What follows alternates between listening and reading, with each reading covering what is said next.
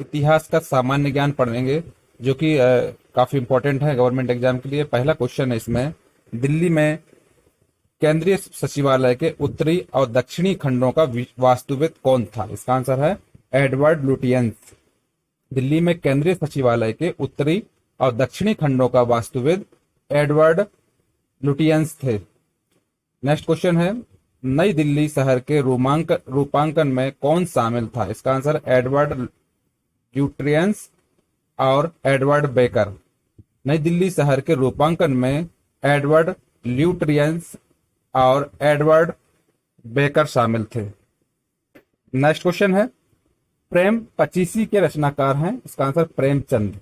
प्रेम पचीसी के रचनाकार प्रेमचंद हैं। विश्व इतिहास की झलक के रचयिता हैं? इसका आंसर जवाहरलाल नेहरू। विश्व इतिहास की झलक के रचयिता जवाहरलाल नेहरू हैं। नेक्स्ट क्वेश्चन है, पोस्ट ऑफिस के लेखक कौन है? इसका answer Rabindranath Tagore. Post office के लेखक रविन्द्रनाथ टैगोर हैं। निम्न में से किसे इस्पात का चौखट की संज्ञा दी गई? इसका आंसर है भारतीय नागरिक सेवा। भारतीय नागरिक सेवा को इस्पात का चौखट की संज्ञा दी गई। नेक्स्ट क्वेश्चन है, गोदान किसकी रचना है? इसका आंसर मुंशी प्रेमचंद।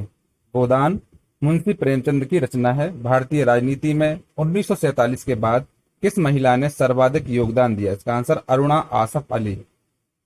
भारतीय राजनीति में 1947 के बाद अरुणा आसफ अली एक महिला थी जिन्होंने सर्वाधिक योगदान दिया।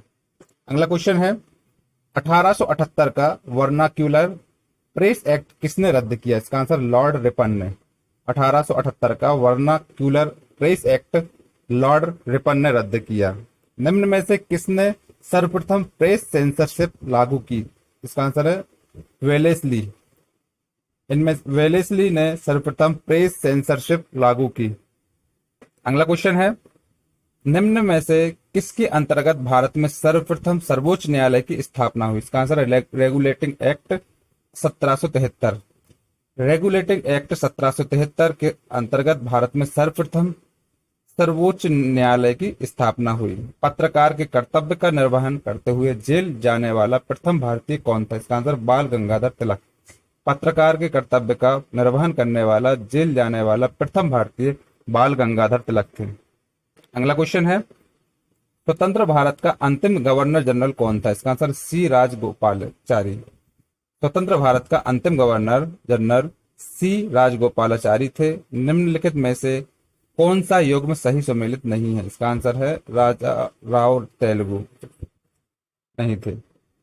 अगला क्वेश्चन है, निम्न अखबारों में कौन सा मुख्यतः उदारवादियों की नीति का प्रचारक था? इसका आंसर है लीडर।